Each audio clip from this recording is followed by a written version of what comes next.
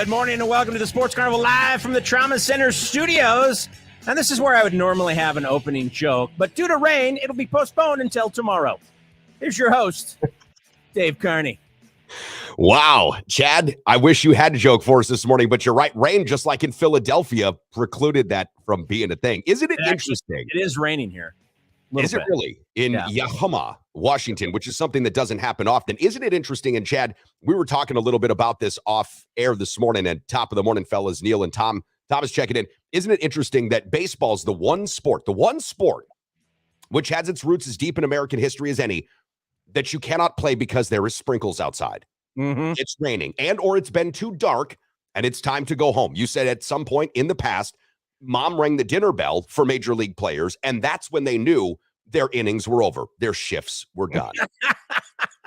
Yeah, I was thinking about not just sports, but in life. You know, the rest of us that live a regular life. If you're a truck driver, if you're a firefighter, if you're a police officer, if you're a construction worker, you name the job, even if it's outside. Guess what? If it's raining, you have to still go to work. Yes. Even if you're doing broadcast about sports, if it's raining, they kind of expect you to come to work and actually do that, right? So that we can talk about it. Not baseball. Also, if you get a hangnail in baseball, you need to get at least 3 to 5 days on what they call the IL now. Used to be the DL, but now it's the IL. Well, and then the other thing is, if you have such a fragile sport, here's an idea, just a thought, okay? Because we know there's billions of dollars involved in this. You build a stadium with a roof on it. I don't know, just a thought. You know, it's worked out really good for the Milwaukee Brewers, Chad, because his Major League Baseball's attendance has seen itself fluctuate back and forth over these last, dozen or so years. The Milwaukee Brewers have remained one of the most attractive draws for that very reason. When you go to a Brewers game and say it's late March, I don't want to rain on anybody's parade except for this. In March, it rains on your parade. It just does. March is not a great month to have a parade or baseball. Late March, early April, at least with a Milwaukee Brewer baseball game, you're going to see the Milwaukee Brewers play baseball. Now, our friends up there in Minnesota and the Twins have an amazing stadium. They really do. It's an outdoor stadium, Chad, in the Northern Hemisphere near Canada. And if you tell me why that is, I'll be glad to say, okay. Yeah. I realize it's nice sometimes, and people do want to get outside when they can. But for fuck's sake, you're starting baseball in March and April. It's still very much wintertime out here in a lot of respects. Yeah, but you guys are, you've been acclimated that a little differently than most, right? So, not me. Not you. But somebody from Minnesota that grew up in Minnesota, 40 degrees, it's time to put on the tank top and the shorts and go on a jog. Fair. You know what I mean?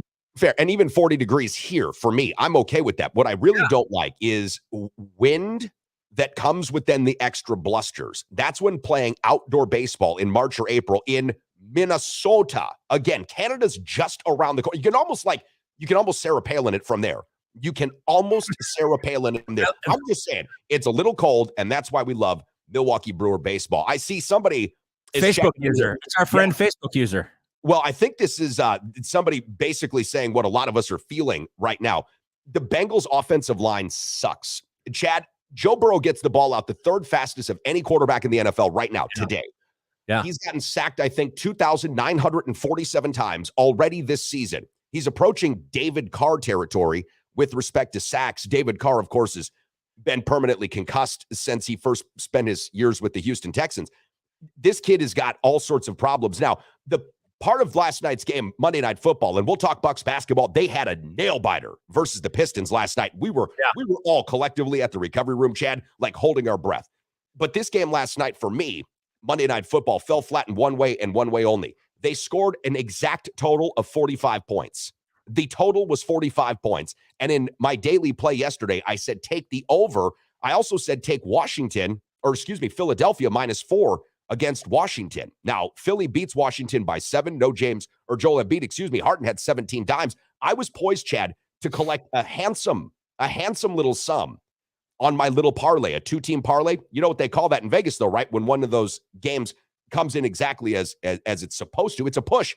So I didn't win shit. It was a very disappointing outcome. What was the total? What was the total? 45. It was 30. It was what? God, the total was 45. No, I think it was 32. I know the total of the game. I understand the total of the game. It was 32-13. Yes. I'm saying, what was the total you were shooting? It was 45 was the total. 45 was the exact total. So it's called a push, right? I understand what push is. I was explaining this to folks last night, though. You don't lose the money, but you don't win the money. They just give you back your original sum, which for me, that's not fun. I don't want that. I wanted to win. That's kind of like a rain delay. You rain delayed your bet. I kind of did. It's like, we're going to push this off until next time that you think that you know what you're doing, and then you can put your money. When your mom says it's okay to go outside, it's cool. Oh, the street lights are on. That used to be what we did. The street lights are on. It's time for you to come in. The street lights came on, and the Phillies and the Astros said we have to go home. Yeah, basically. And if you're a Philadelphia Phillies fan, I caught some history on this last night, Chad, and I can't remember all of it except for this. When it rains in a World Series for the Phillies, and it's a home game for the Phillies, it typically works out well for Philadelphia. And looking at their pitching rotation with Noah Syndergaard and how they're going to work these guys back in, it feels like this was actually a break for Philadelphia. Hey, speaking of breaks, Chad, when we come back from this first little tiny break, I've got a huge announcement that I'm going to make thanks to our friends at the Recovery Room, as well as our friends with Absolute Vodka. So stick around for that. It's going to be awesome. This is the Sports Carnival broadcasting live from the Trauma Center studios, powered by the Recovery Room. What can I say? The Recovery Room on 7th and Mississippi Street is not only my favorite bar in all of downtown La Crosse, Wisconsin, it's my favorite restaurant in all of downtown La Crosse, Wisconsin. Breakfast served 8 to noon, Saturday and Sundays, daily specials, incredible cocktails, and the best damn wait staff in the entire city. My buddy Matt knows how to treat you right, and that's why when you go to the Recovery Room on 7th and Mississippi, you're always going to have a great time and a great meal with a great cocktail. So if you haven't been in a while, or perhaps you're just regular and you want to stop in again, make it a thing. I'm there every single week. How about you? Back to the action live from the Trauma Center studios. This is the Sports Carnival. Remember, if sex is a pain in the ass, you're doing it wrong. Now here's your host, Dave Carney. Hey, maybe you're just too well endowed for that part of it. That's all I'm saying. Right? We're in a very phallic nation here. We got to make sure we stand up for what we believe in.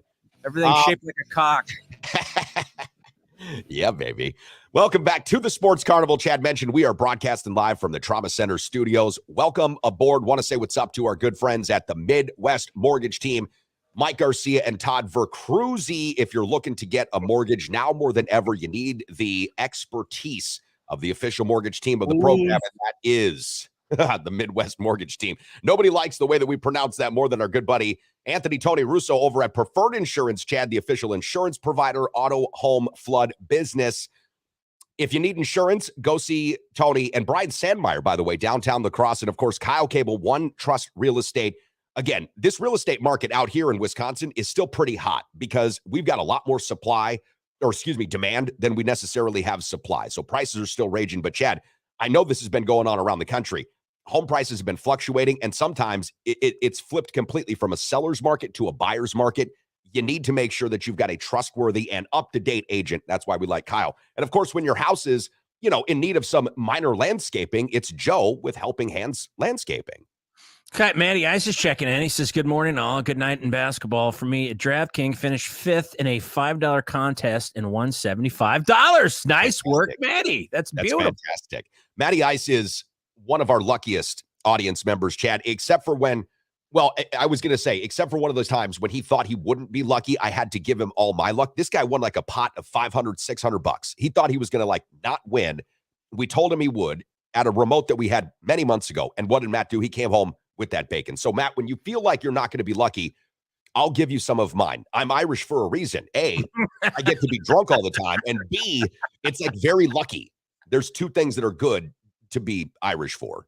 I saw some betting. Let's see if I get this right. So it was on Bleacher Report. Some guy and his wife, I think they were on their honeymoon, put a bet on the over for Mixon to get over 67.5 yards, but he hedged his bet. He would have won like $82,000, but he hedged his bet, and he still won $32,000 on their honeymoon on this bet. Really? And he had proof. He showed it, in the whole 9 yards. Yeah. I saw that on Bleacher. It was like, first of all, and they're young too. I'm like, where are you putting up this money? We got to put up like $60,000. It's $62,000, I think, is what he ended up betting. Is that right? So he bet 62 to win 30 something, right? Like, Well, that's basically what he did. But then he hedged it. So if Mixon would have went over 67.5 yards, which he didn't, then he would have won however many, but because it was under. So anyway, I just thought it was we bring up betting. I just thought that was interesting that, number one, I mean, these kids are in their 20s, that they had that kind of money. And number two, that he actually, on his honeymoon won $30-some thousand. So Kyle, I want to just throw this out here, because if you're watching us this morning or listening to us now live on Podbean, which I'm encouraging you to download the Podbean app and start streaming us live on their audio only version of the program. But Kyle, do not listen to what that man just did. If you end up getting married and going on your honeymoon, because Kyle, I tell you what, this guy likes to throw down some teeny bit. Yeah, just a teeny bit. We're going to talk to Matt Janus this morning at 8:30, Chad. The Eagles win on Saturday, beat OshKosh by a field goal. Ryan Byrne, West Salem's own Ryan Byrne, kicks a 51-yarder. This morning at 8:30, we'll be talking to Coach Matt Janus about this Eagles team. And Chad, you've got something to dig into with Coach Janus about this morning. I don't want to start a fight. I really don't. I don't want to be that guy. I don't want to be the gotcha journalist type thing, but I've been doing some digging and I found some stuff I haven't shared with you that I'm going to challenge him a little bit this morning. This is going to be breaking news. Yeah. All right. This is that out. Breaking news. I love him, by the way. He seems like a great guy. I don't know him very well, but I love having him on. He's great, but I just think there's something sketchy going on. That's all I'm saying. Well, listen, inquiring minds want to know. And 8:30-ish this morning, we'll be talking to Coach Matt Janus, and we'll see what Chad's dug up there. I like that Breacher's checking in. He was talking about the World Series again. He's like, does anybody know? It's okay.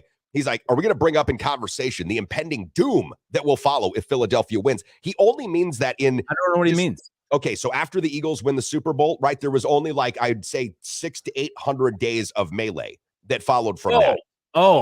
So that's all that I think he's really referring to. If Philadelphia wins, the country could possibly go into some sort of pandemonium. So what does that mean? Because the Eagles are undefeated and Philly might win the World Series, does it mean it's over with? I don't know. Philadelphia freedom is over? Well, man, don't tell Billy Joel that, though.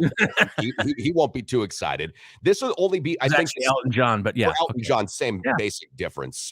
I don't know if Billy Joel would agree with that. So let me go ahead. A straight guy in front of a piano and a gay guy in front of a piano, but either way, it's beautiful music. And it's, good piano bar stuff. You can have dueling pianists in that very way, which makes it sound even cooler. Madonna would love that. Wouldn't she? Are you sure? I'm sure she probably would. Now that I think about it, yes. Madonna, who has become the 60-year-old cat sphinx of Instagram, which all of a sudden this fucking filter makes her look like so weird. I couldn't tell if it was Eartha Kitt or if it was actually Madonna. I was a little pulled there. Speaking of pulled, so we got Janus coming up. We're being pulled in a lot of different directions. If you're just joining, we're going to talk some Bucks basketball here in just a second. I do want to talk a little bit about the Wizards, too, because they had a big spot last night against Philadelphia. Johnny Davis only saw 4 minutes of garbage time. But if you're a Bucks fan, which I really hope that you are, and even if you're just an NBA fan, which I really hope that you are, you're going to want to pay attention to the Sports Carnival on a daily basis, and you're going to want to stop over at the Recovery Room because we have tickets to give away. Thanks to our friends at Absolute and Jameson. Thank you, guys. We've got tickets to give away for a Bucks game coming up on December the 7th. Now, we'll give you more and more details, but the long and short of it is you're going to be prompted to go to the Recovery Room on November the 30th, which is a Wednesday, final Wednesday of the month, and hang out with Uncle Dave for a good 4 to 5 hours. All right, we're going to put a lot of work into this thing. Drink us a couple of JMO shots and probably some Absolute cocktails. I'm just thinking outside the box. And then you're going to have a chance to double up your ways to win. On the 1st of December, we're going to announce who is winning those tickets to go again to the Bucks game. They're playing the Raptors, Chad, on the 7th of December. And this is a rivalry. I saw the Bucks Raptors for the first time, here in Wisconsin when they were still at the Bradley Center. It was the first year the Bucks had made the postseason. They had just fired Jason Kidd with Giannis, is what I wanted to say. They had just fired Jason Kidd. They had an interim coach. The Raptors were way too good for him, and they just blew them out of the water. But in the next year, subsequent year, it was the Raptors again that nipped the Bucks. And as of course we remember, I was despondent after the Bucks lost in 6 to Toronto. And that rivalry, to me, Chad, has continued to grow and to fester. This Raptors team, I saw some highlights of them last night. This is no joke. This is not a joke basketball team. They are not, however, the 2022-2023 Milwaukee Bucks.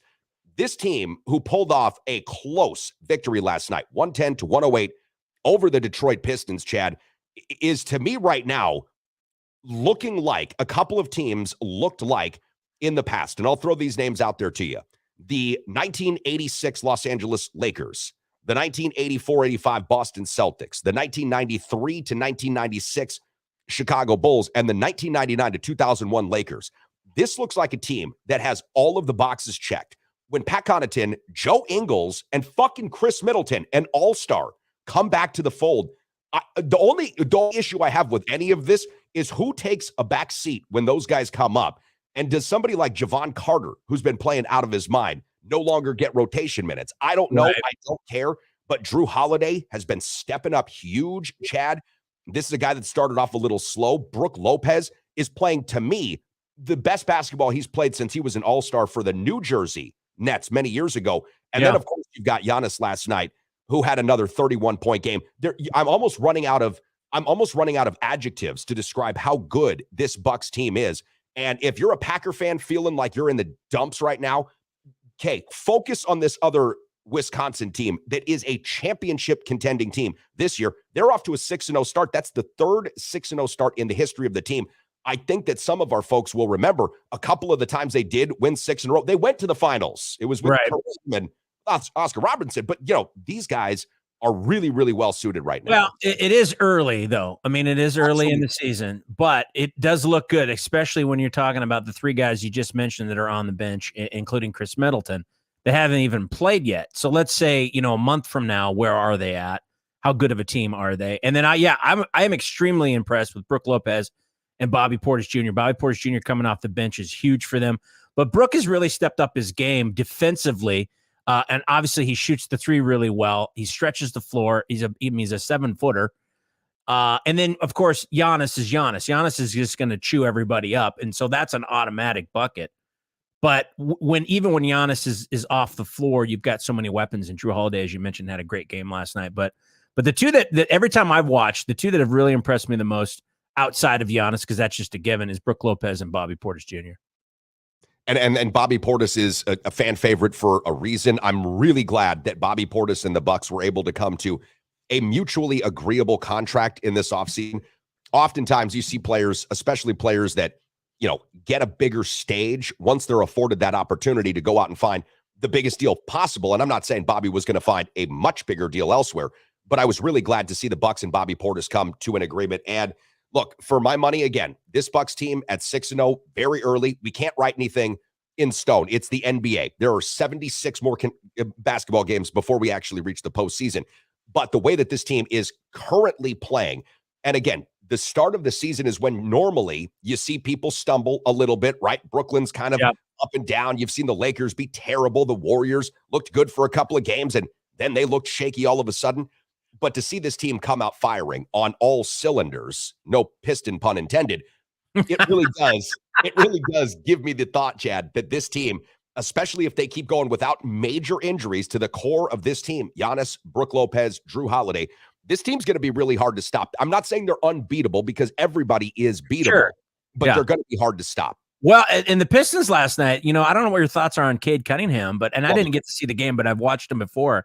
That guy's got some talent. He's a young kid. I think this is his second year. He was a rookie last year. Number one pick last year out of Oklahoma State, and the kid's a 6'9" point guard, essentially. So he 6'7". So he plays point, he plays the 2, he plays the 3. Very good eyes. And here's what I would say about the Pistons. And I was talking to some folks about that Pistons roster. Because they've been so bad for so long, they've been able to acquire some really top tier draft talent. Now, we've talked about this in the past as well. And Johnny Davis for the Wizards last night, good example. A lot of talent, a lot of potential, not getting a lot of burn. The Pistons had drafted a kid named Killian Hayes, who couldn't shoot to save his life, now really improving. They've got a kid named Sadiq Bey, another first-round high pick. They've got a whole bunch of players on this team because they've been so bad that once they develop, and Dwayne Casey is a good coach, okay? I know he's not, he has a championship. He got close with that Raptors team, but Dwayne Casey's a good coach. And when these kids mature, I think the Pistons are in a really good spot. I do. I don't know that they're a championship caliber team within the next 5 years. Though. They're a playoff. Yes. Yeah. They are. They could. Those are the type of teams that you don't want to play in a series, the feisty teams, because of the fact that it's gonna be a lot of counterpunching. Even if you end up winning the series, which I would imagine in a 5 or 7 game series, I guess they don't do 5 anymore, but 7-game series, Milwaukee would win. But I think they would feel the punches. They'd feel the blows over time.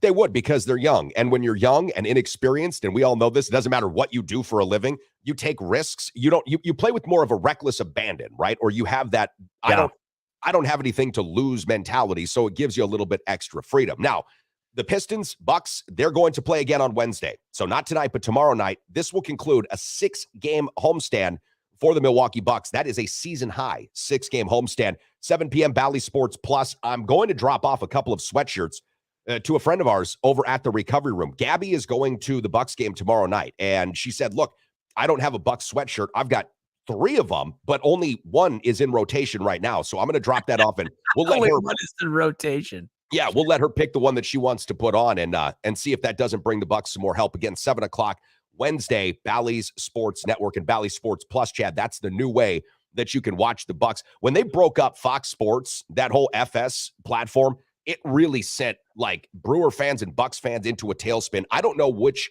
of your teams up there, if any, really had that regional kind of Fox Sports contract. But when they broke that baby up, it sent this whole thing into like, I don't know, the stratosphere as far as like, where do you get it? How do you get it? How can you watch it?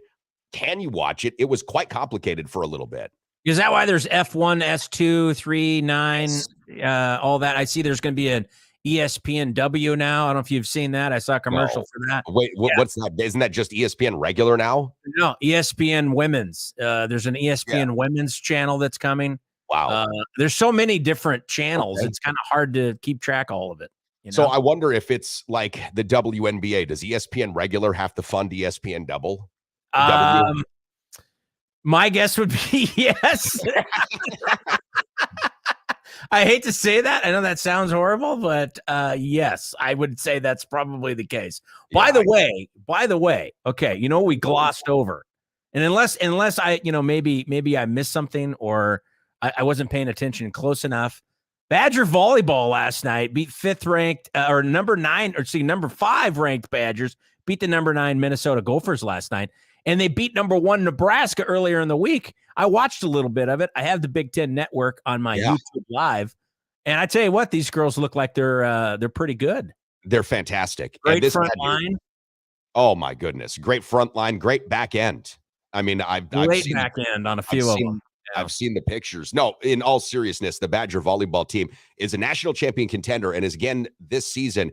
I'm really glad that after what transpired with the whole leak of that video, that there wasn't a whole bunch of shame being thrown on these girls. And I'm really glad that these girls didn't feel the need to come out and apologize. It was what it was. It was unfortunate that it got leaked, but it was what it was. And I'm glad that they're doing well and you know, succeeding in spite of what could be considered public scrutiny. I actually watched about 10 to 15 minutes of that last night. It's good. It's exciting. Well, I was going to watch baseball, but apparently inclement weather.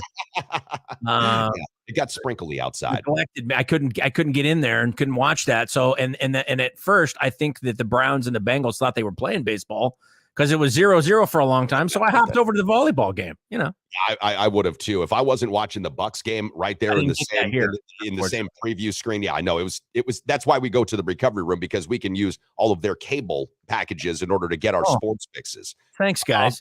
Well, listen, if you move out here, they're going to take care of you too. Which last night that was quite a topic of conversation, and I'm like, pump the brakes. Moving out, or them taking care of me? People want you out here so bad. It's like, okay, pump the brakes. Okay, just baby steps. We'll give them some time. Now, let me do this, Chad. Well, we've still got a couple of minutes before we bring Matt Janus. If you're just jumping onto the Sports Carnival YouTube, Twitter, Twitch, Facebook, LinkedIn, or perhaps you're streaming us live, the audio version on Podbean, welcome aboard. Matt Janus joins us at 8:30. He's the UWL Eagles football coach. We've got a poll question, Chad, on our Twitter feed at the Sports Carney. Yes, climb our poll at the Sports Carney. Also on our Facebook group page. The Twitter poll is already getting, we're in 40+ vote territory here. This is the question. Will the Packers make any kind of trade, Chad, for any help before today's deadline, 4 p.m. Eastern time? 80.5% of the 41 respondents so far say no. 19.5% are saying yes. We talked to Joe DeGuano, our Green and Gold insider, yesterday, and he relayed to us that he overheard Mark Murphy, president of the Packers, on Sunday mention that he was going to acquire, the Packers essentially we're going to acquire a wide receiver before the deadline. But I'm starting to look around, Chad, and Roquan Smith, I don't know what the fuck the Bears are thinking. Like, they have completely sold on this season. Totally. Roquan Smith is a game wrecker. He goes to Baltimore, a team that, listen, has had problems closing out the end of games, but has had a 10-point lead in every game this season except for the game against Tampa Bay. That's the only game they haven't led by at least 10 points. So now you add Roquan Smith to that defense, which already leads the league in turnovers, forced, and man, Baltimore looks like they have just upgraded themselves hugely.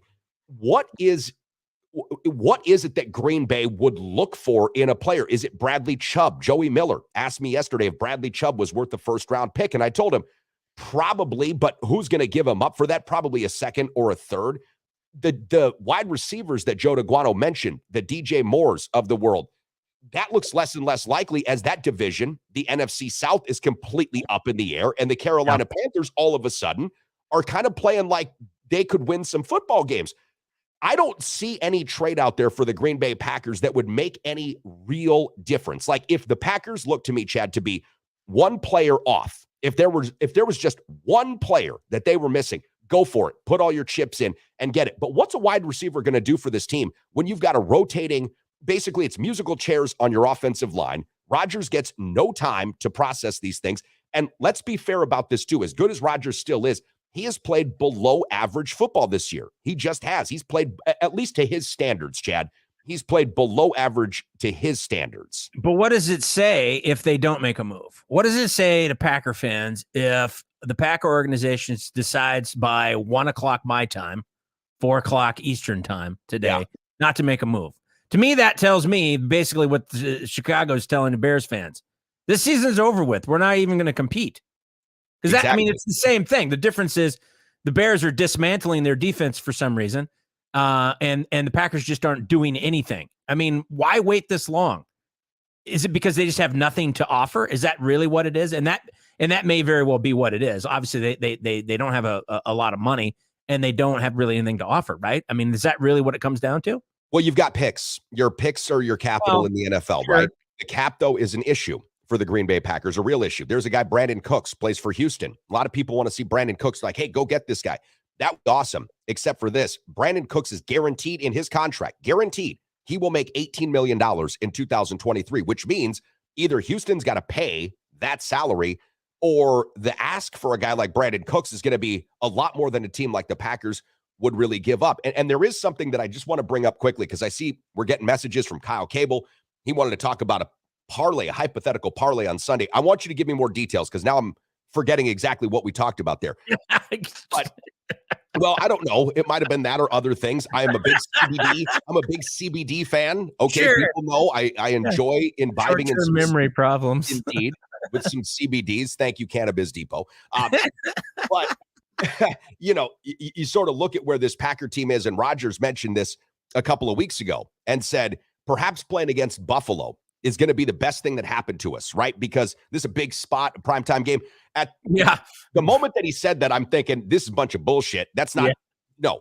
But then I thought about it more, and the way that I process it now is this, Chad. Maybe Rodgers was mentioning that it is a primetime opportunity for the Packers brass and the coaching staff to see that whatever it is they put together, it's not working, right? It's not working. Yeah, you think that he's angling for something else because I thought the same thing. I'm like, how can you say that they're in the perfect position right now? What are you talking about? You know you're going to get your ass kicked. Then they got their ass kicked. That never didn't make sense to me. I'm like, why would you want to be in this position? Well, the only thing that I can really center on now is that Rodgers, by making that statement, was saying to his brass, his coaching staff even, okay, great. Let's see how good these guys are against a team like Buffalo, who just looked like they were in a completely different class of football players than the Packers. All right, Matt Janus, UWL head football coach, is going to join us next. The Eagles sneak out a victory 38-35 over OshKosh. Ryan Byrne is currently getting a statue of him in bronze that will be placed outside of Roger Herring Stadium. And Kyle Cable asks us, are we going to hear a version of the relaxed statement tomorrow from Rodgers Media Day or today with Pat McAfee? I don't think Rodgers is going to say anything like that. I think this is going to be a tattle on teacher day. I'm looking forward to Pat McAfee's show. I think he's going to motherfuck Matt LaFleur. I really do. That's great. The official mortgage team of the Sports Carnival is the Midwest mortgage team of Land Home Financial, my good buddies Mike Garcia and Todd Vercruzzi. Listen, we all know the mortgage industry is in a bit of an upheaval right now, and that's why it's more important than ever to go to a couple of guys that you can trust, a local operation right here in La Crosse. That is the Midwest mortgage team. Again, Michael Garcia and Todd Vercruzzi of Land Home Financial. Don't make a mistake with your mortgage needs. Go to the official mortgage provider of the Sports Carnival, the Midwest mortgage team, Mike Garcia and Todd Vercruzzi. Hey, it's time for koozies, hot tub, and jacuzzis in downtown La Crosse. Whether you're looking to relax after a hard day's work, or maybe you're up for a little soak and poke, we got you covered. That's right, when you're in the market for a hot tub or jacuzzi, all you have to do is call the Coos. 555-SOAK. That's 555-7625. Soak and poke is a slang term for hot tub sex. Please practice responsibly. Now more than ever, if you're looking to buy or sell your first home or perhaps an investment property, you need a full-time dedicated real estate agent who is up to date on all the latest trends and analysis and is ready to give you the kind of service that you deserve. That's why the official real estate agent and the official real estate partner of the Sports Carnival is Kyle Cable of One Trust Real Estate. Whether you're looking to buy or sell your first home or perhaps you are a seasoned investor, call the official real estate agent partner of the Sports Carnival, Kyle Cable of One Trust Real Estate. Back to the Sports Carnival, broadcasting live from the Trauma Center studios. Remember to laugh at your problems. Everyone else does. Now here's your host, Dave Carney. Isn't that always so much fun? You're like, I'm really hurting, and people are like, tell me more. No, I don't want to tell you more. Now I'm feeling very verklempt about things. Verklempt. Well, I love throwing out a little vocabulary word every now and then. This man is not short of praise from Eagles fans, not short of praise from folks like myself and you, Chad. I don't know exactly if at home Coach Janus is getting his feathers fluffed up as much as he is around campus and around town, but he's joining us here this morning on the Sports Carnival, his Tuesday spot. Coach, I got to be honest, this Eagles team every single week is doing something more and more spectacular to open up the eyes of fans here in La Crosse, and I would imagine around the WIAC. This last weekend was no exception. You guys held a really commanding lead against OshKosh. Second half, that lead starts to wither away, but at the end of the game, ice in his veins, West Salem's own Ryan Burns steps up and kicks, I believe it was a school-tying 51-yard field goal, Matt. Wow. Yeah, you're telling me. And then to follow that up with Kate Osborne's interception on the very first play of everything, it was obviously quite a finish. I thought our guys really came out of the gates. I thought our coaches on both sides of the ball and special teams had a really good game plan, and it showed early. And then we got to halftime. I think we were up 28-10. I'm sorry, 21-10. It got, or 28-10. I'm sorry.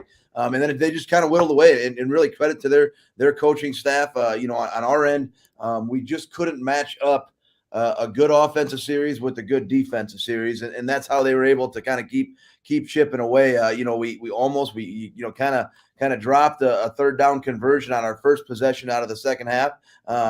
And then we come back on defense and we get them into third and long. And I'll just be honest, I made a bad call. I did, and it allowed them to kind of convert the first down. I was trying to get some explosiveness, and we blitzed, and we knew exactly where his hot route was going to go, and he throws his hot route to the field, and it's just an easy first down for them, and that just kind of led to kind of that chain of events then, and it kind of goes all the way into the fourth quarter, and once again, credit to Coach Collicott and our PAT block team and our field goal block team, able to block 2 PATs, which, people don't really think about that. That's huge. That took 2 points off the board. That enables us to keep that score tied. And then obviously for our offense to go all the way down the field and have a massive last drive, kind of a goofy finish. The play clock was actually broken there.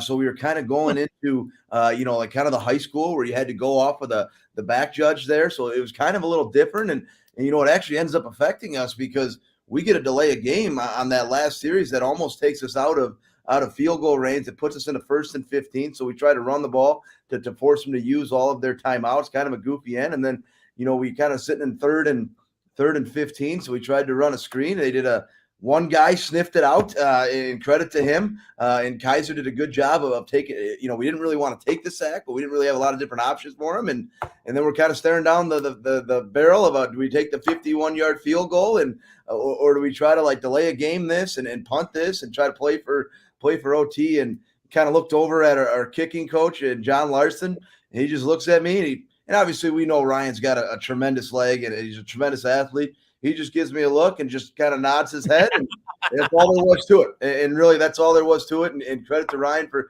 coming in. Great operation. We kick a long field goal. And then, like I said, right off the bat, we're able to get a pick on our Kate Osborne makes a heck of a play. We're playing essentially playing some cover 2, playing it really soft, and just makes a heck of a play to kind of finish it. So kind of a really exciting ending. And they're a really good football team that we played. And we're going to see another really good one coming up on Saturday. And this is how the rest of the season is going to go. Yeah, you've said this many times, and Chad, you're sort of just getting into the throws here, but the WIAC gives you absolutely no Saturdays off. It just gives you no Saturdays off. And Matt, that's one of the reasons why, this Eagles team is feeling so special this year. Now, we understand, you've told us this before, that in order to really make a push for the postseason, I want to say you guys are ranked number, what are we, 7 in the country right now? Okay, yep. 7 in the country. It feels like that happens, but you need to, as you've mentioned, really come out and show against River Falls, 1:00 this Saturday back at Roger Herring Stadium. The WIC with no weekends off, no Saturdays off is one of those leagues, Chad, that you've really got to pay attention to, except for, Chad's been trying to do some like undercover reporting though. So I've got to let him go for this. Coach, some of the detractors out there that say that, your competition really isn't that great. I've been doing some research. I'm checking out this defensive line of OshKosh, and I mean, these are children. I mean, the tallest person is maybe 4'11", and I think she's in the wrong position. She should probably be on defensive end. I mean, I don't know who you're playing here. I mean, look at their quarterback, for crying out loud. I mean, I know he's probably 2 inches taller than Kyler Murray, but still, I mean, the kid's probably 4 feet tall. Tell me what's going on here with this OshKosh Bagosh you guys played on Saturday. I don't know. That's not the quarterback I saw on Saturday. Because that dude, both have long hair, but that dude was good. He was big and athletic and had a cannon of an arm. And didn't see that guy. Yeah, okay. All right. So I got it wrong then, is what you're telling me? Fake news. Got it. Fake news. Okay. Chad, go back to our first slide there. Oh my God. See, I didn't know what he had lined up for you either. We talked about OshKosh, and my man's got to create. There we go. He was good. OshKosh Bagosh is what I Googled it wrong. Yeah.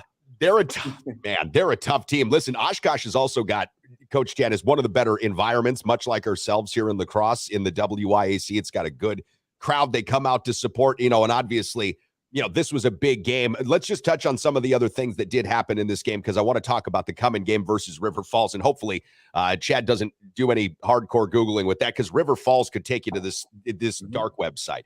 So Cade Garcia, last week he played pretty much, he played the entire game. Kaiser was out, okay? Cade Garcia, very effective, 9 for 11 in the game for you guys with a touchdown.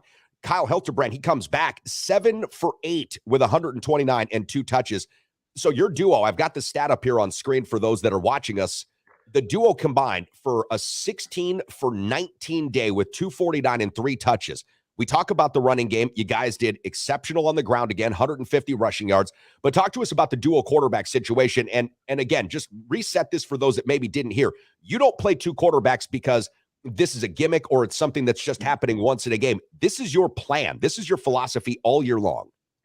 Yeah, it really is. And, I'll be honest with you guys. I mean, that was that game on Saturday, that first half, they were both, and really throughout the game. And I know we had a few struggles on some series throughout the game, but those two were on like I've never seen them before. Both of them, it just clicked. And a lot of people don't know they were making some of the checks that they were making against a really good defense. We don't see, a lot of people don't see that stuff, that how it plays out. Just some of the checks in our run game.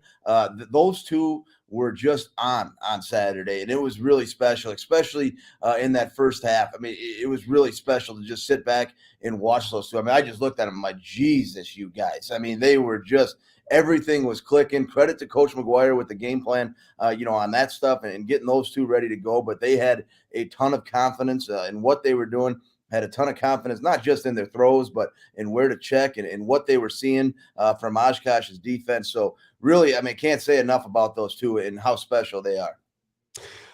Let's talk about the upcoming games. Defense. This is why you run game once in a while. Look at that front line. That girl right there, by the way, she's got a future. She is already being signed by ESPNW to be one of their sideline reporters. Okay, this is the thing.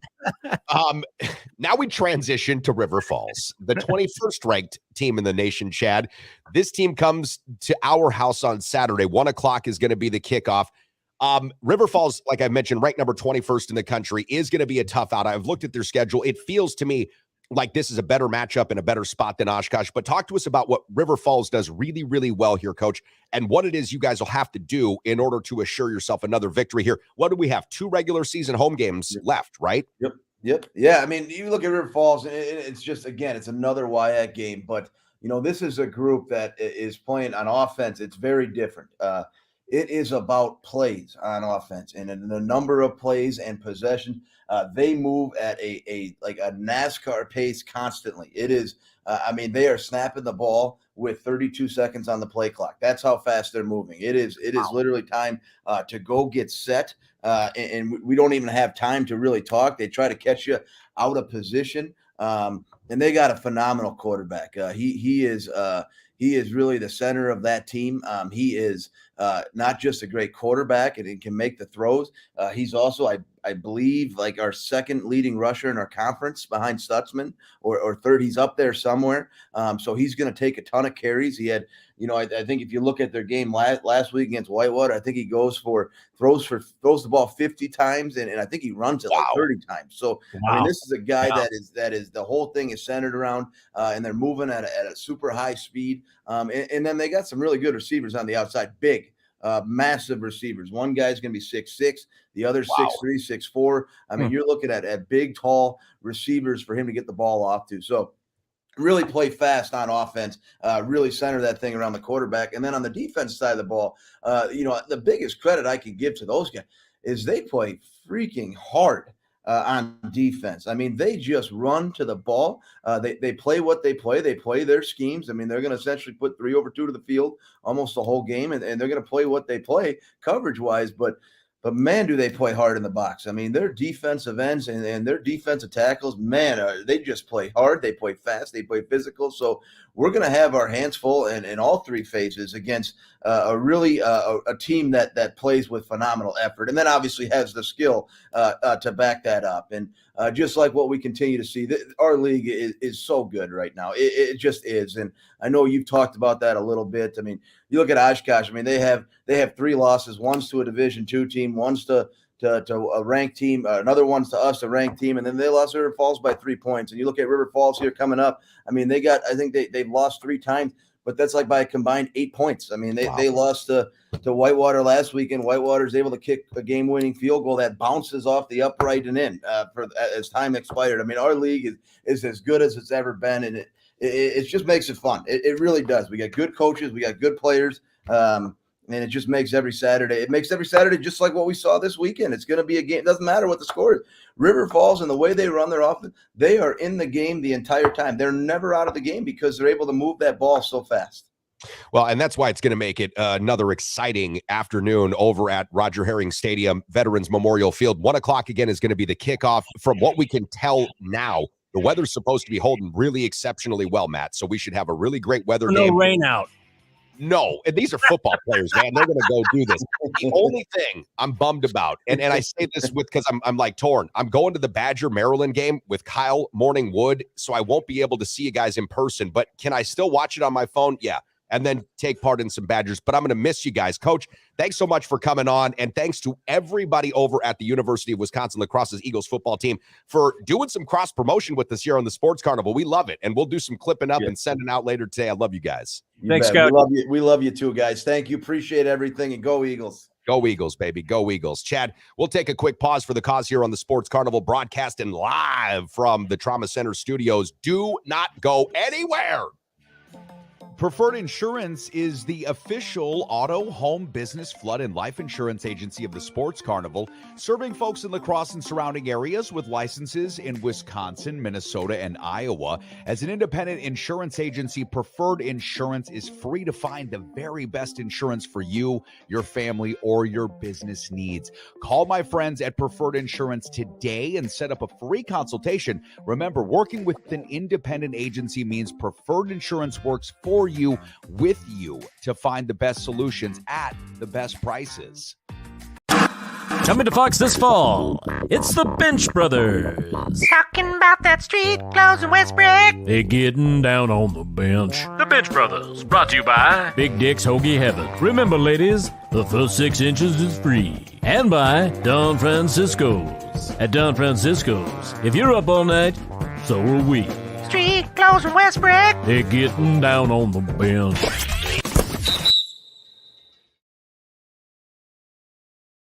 Now back to the action, live from the Trauma Center studios. This is the Sports Carnival, where the great John Wooden once said, "Do not let what you cannot do interfere with what you can do."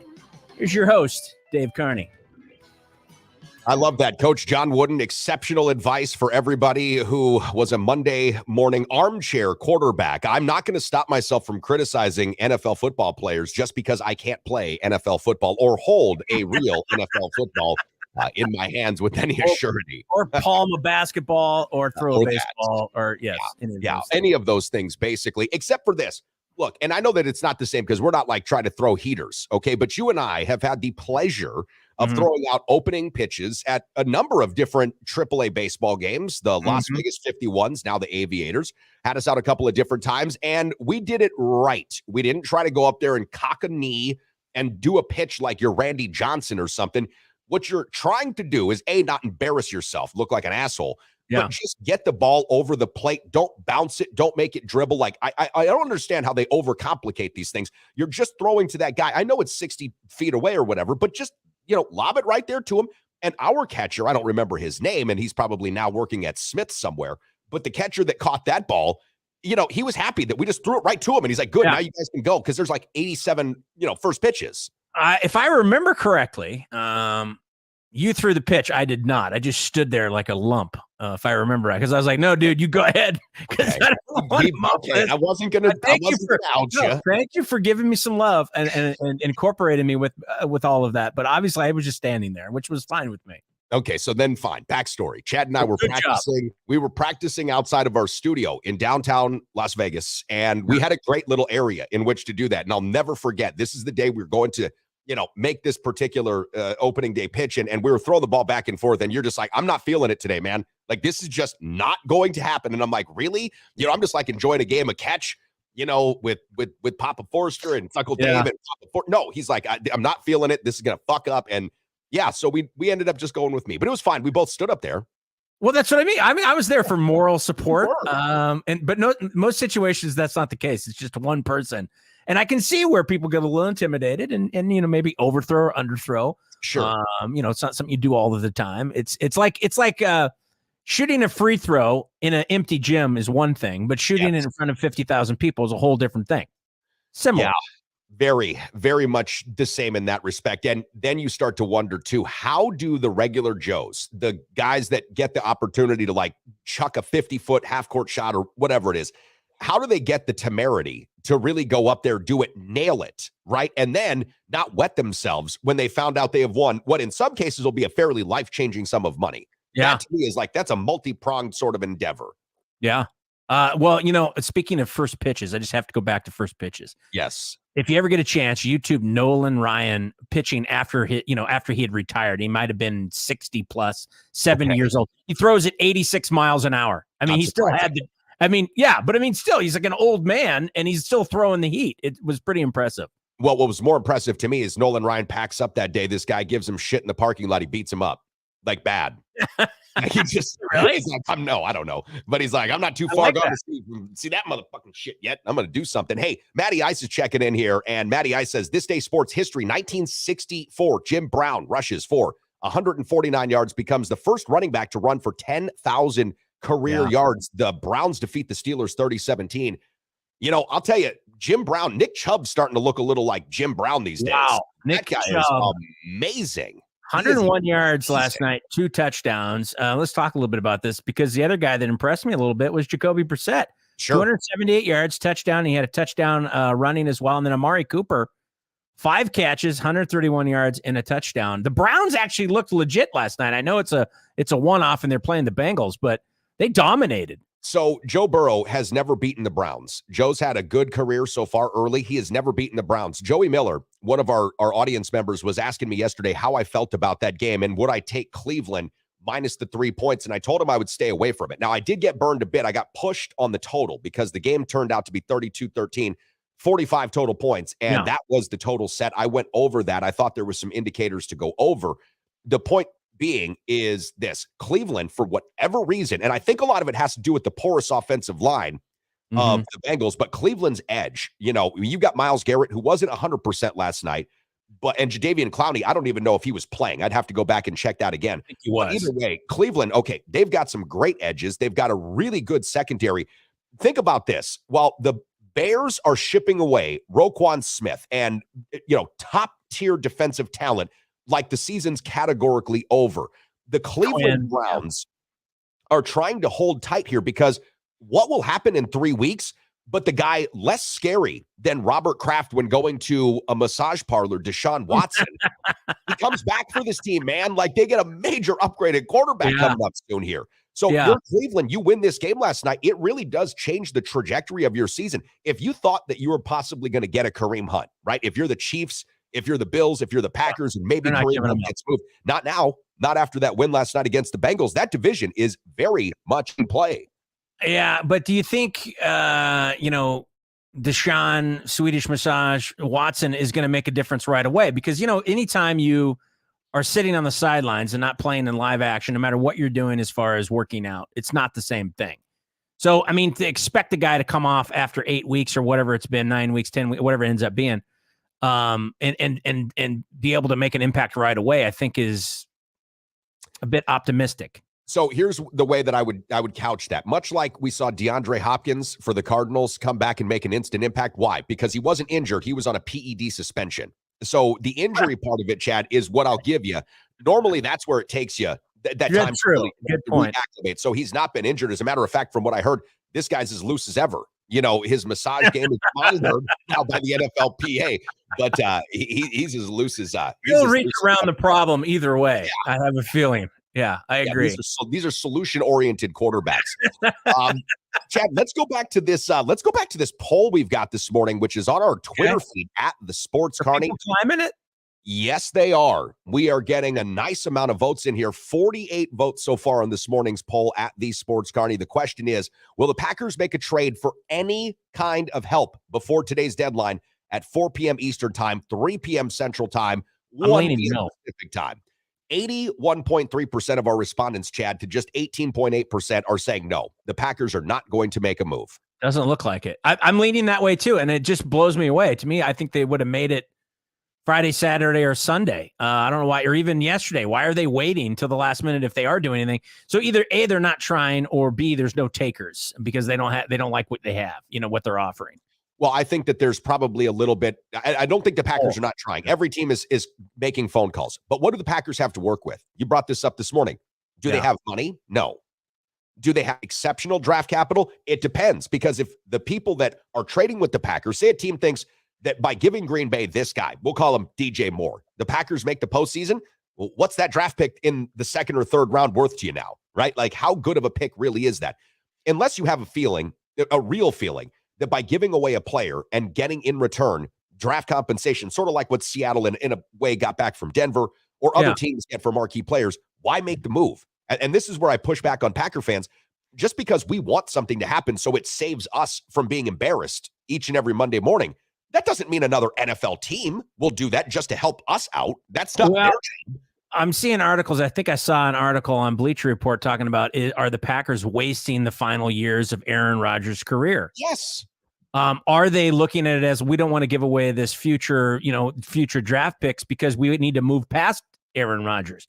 Is that so? I'm obviously I'm reading into this, and I'm not saying that there's any merit there, But those are the question marks that come up in my mind. It's like, okay, yeah, this season's over with. And you know what? We don't really want to spend a lot of future capital to bring somebody in to save a season that's already fucked.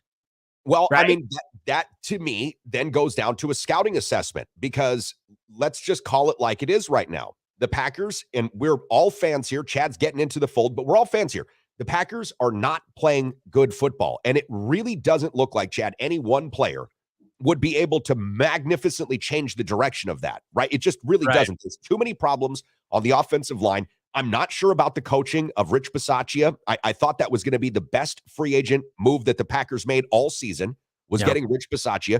That hasn't turned out well. The special teams has shit the bed a lot again.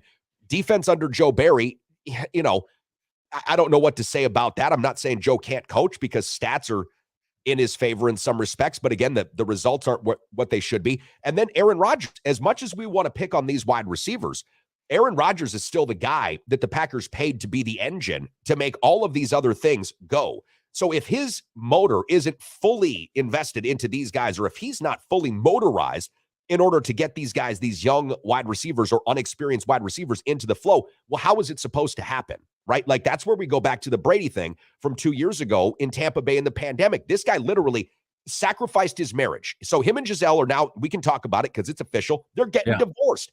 Brady sacrificed his marriage to a billionaire, y'all, a fucking supermodel, because he wanted to win the Super Bowl. And that's what he went and did. And so I realize it's a hard capitulation to make. Well, it's my summertime. I'm Aaron Rodgers. I need to go to Peru. I've got friends to see. You know, I've got things to do. Sure, you're collectively bargained to do all of that, but will it actually help you win a Super Bowl? The answer is apparently right now, not so much.